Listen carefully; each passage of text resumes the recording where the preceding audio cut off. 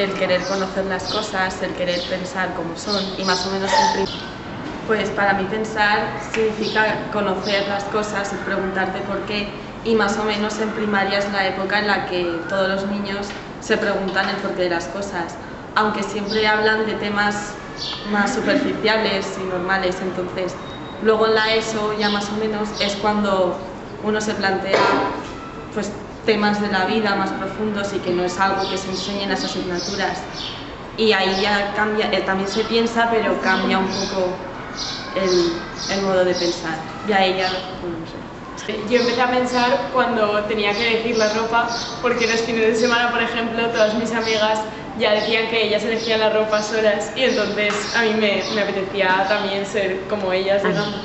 Y también me ayudaron a pensar mucho, o sea, eso fue en primaria, y ahora me ayudan a pensar mucho a mis amigos, por ejemplo, decisiones importantes, o mis padres o mis amigos se los pregunto y me ayudan. Para mí pensar es cuando me doy cuenta de lo que soy y de lo que quiero ser y de qué debería hacer para mejorar. Y la verdad es que he empezado este año a pensar más porque me he dado cuenta de la importancia que es tu futuro y el camino al que quieres ir.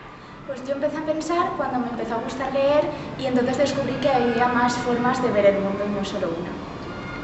Yo estaba en cuarto de primaria cuando empezó a gustarme leer, más que nada porque leí un libro de Laura Gallego en el que vi que había más formas de ver el mundo y más historias que no eran solo la mía, que en el mundo hay muchas historias e infinidad. Para mí pensar también suponía el conocer las cosas, y por ejemplo en primaria era la época en la que más me preguntaba sobre el porqué de las cosas, y como ayudas me sirvieron mucho los adultos, que eran las profesoras del colegio, y mis padres también. Cuando yo me preguntaba por las cosas, ellos me respondían haciéndomelo conocer fácilmente, y en parte esta época fue la que más me ayudó a pensar.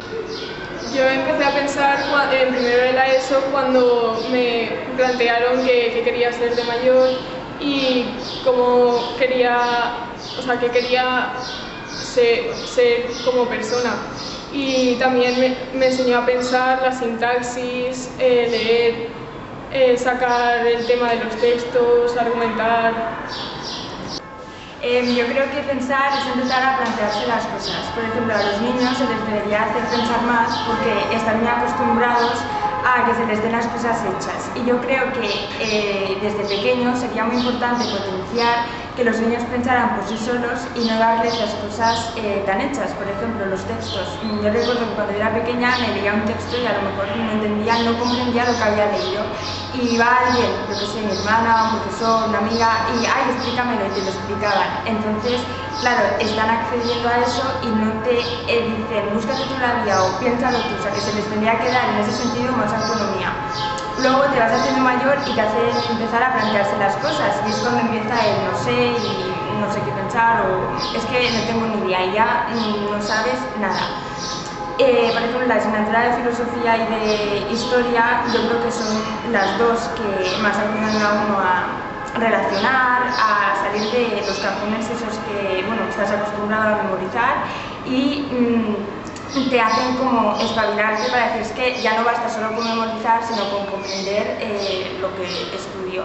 Y realmente para pensar, yo creo que 3 preguntas son fundamentales: quién soy, qué quiero ser y a dónde quiero llegar. Yo creo que los exámenes tendrían que estar más enfocados a que un niño diera más su opinión personal, o que le hicieran plantearse cosas como qué te sugiere a ti o qué destacarías tú, más que decirle cita, describe, enumera, porque entonces así el niño solo se acostumbra a memorizar con un loro un trozo de papel y luego se va haciendo mayor y no tiene ideas propias. O sea, está acostumbrado a repetir y a reproducir todo lo que ha ido viendo. Yo lo que recuerdo en primaria es que empecé a coger el gusto por la lectura. Entonces, no era un libro infantil, era un libro que primero se lo leyeron mis padres y mi hermana, y me dijeron, pues léetelo, que te va a gustar, y era el cuento número 13. Y es un libro que deja un poco la fantasía de lado y se centra más como en la vida real, pero va de misterio, y la gente es una chica periodista, ¿no? Y te cuenta cómo se va, es que es difícil de explicar, pero que la trama se centra en investigar un caso y de ver cómo las cosas a veces no son lo que parecen. Las clases de religión de cuando estábamos en primaria, bajo mi punto de vista, nos hacían pensar, porque era todo como que éramos niñas pequeñas, entonces nos explicaban todo como si fuéramos, nos contaban historias, nos contaban toda la religión relacionada con historias, y luego era mucho más fácil aplicar a tu vida. Cuando tú sabías que Jesús era generoso, por ejemplo, era muchísimo más fácil aplicar a tu vida la generosidad de Jesús que si te habían enseñado lo que era la generosidad en general. A mí me han hecho pensar mucho las clases de religión de cuando éramos pequeñas, porque era como que nos enseñaban con cosas de Jesús relacionadas con cosas que ha hecho Él durante su vida, y eso que nos hacían como aplicarlo a nuestra vida. Yo pienso que cuando teníamos que ser generosas, pues era mucho más fácil pensar en una parábola de cuando Jesús era generoso que pensar en la generosidad en general, que era un poco más complicado de pensar. Nos enseñaban a estudiar religión de una manera que se te quedaba muy grabado, porque nos hacían exámenes orales, eso, quieras o no, cuando eres pequeña pues te pone nervioso, entonces te ponían de pie y te preguntaban 2 o 3 preguntas de vocabulario, que es muy importante, porque si no tienes claro una palabra pues tampoco sabes lo que significa el resto, entonces eso también es muy bueno. Yo creo que por culpa de que en primaria siempre nos han hecho estudiar todo de memoria, nunca haciendo relacionar las cosas ni nada, y en la ESO igual, ahora cuando hemos llegado a bachiller y nos dicen que tenemos que relacionar todo con todo, porque realmente todo se relaciona con todo, no sabemos muy bien cómo hacerlo. Este año, por ejemplo, valenciano ha sido la asignatura que más lo hemos notado, porque durante la ESO valenciano nunca nos habían exigido casi nada, y hemos llegado este año y hemos aprendido cosas que dices, madre mía, o sea, súper simples. Entonces, es verdad lo que dices, Aina. Y las matemáticas siempre era paso 1, paso 2, paso 3. No era nunca problemas, hemos hecho muy pocos, y yo pienso que eso sí que debería hacer a los niños que lo llevaran todo más, no que fuera de repente de golpe se toparan con que tienen que hacer eso y no saber hacerlo como nos ha pasado a nosotras este año. Para empezar a pensar, pienso que debemos tener unas metas para conseguir un fin y tener algo que nos motive. Como por ejemplo, pasar de curso, pues tienes que estudiar y hacer los finales bien para luego poder hacer segundo de bachiller, hacer la selectividad bien. Y esa conclusión que ha dicho ella de querer llegar a final de curso, para eso has tenido que pensar que en algún momento vas a querer ser algo en la vida, vas a querer ser útil para la sociedad o cualquier cosa.